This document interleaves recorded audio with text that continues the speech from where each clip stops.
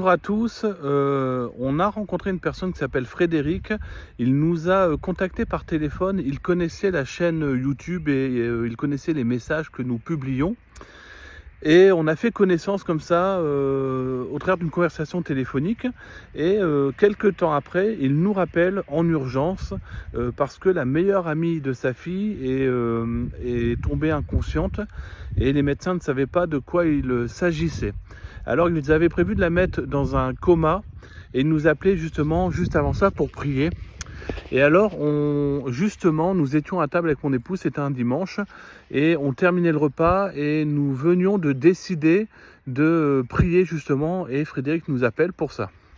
Alors on a prié avec lui, c'était une prière très courte, et nous avons déclaré que cette fille, Salma, puisse se réveiller, qu'elle ne soit pas mise dans un coma artificiel et qu'elle se réveille comme si de rien n'était et qu'elle puisse reprendre ses activités dès le lendemain. Eh bien, voilà, on a raccroché là-dessus.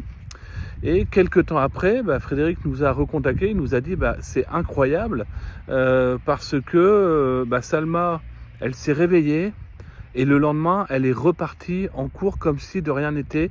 La prière a été parfaitement exaucée.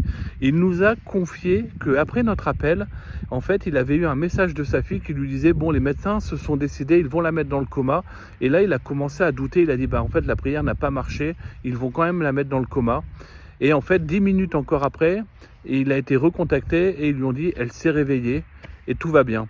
Alors, vous savez, on a mis en place une permanence de prière tous les vendredis de 17h à 18h pour prier pour les gens. On prie avec vous, on prie pour vous.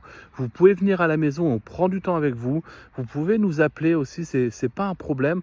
Mais vous savez, Dieu fait encore des miracles aujourd'hui. Ce qui est écrit dans la Bible et dans les évangiles, les chrétiens le font comme Jésus le faisait. C'est une réalité. Dieu, il n'est pas lointain. Dieu, c'est pas juste une espérance. Il est notre espérance, mais il est bien plus que ça. Il est très concret et il répond aux prières. Alors n'hésitez pas à venir.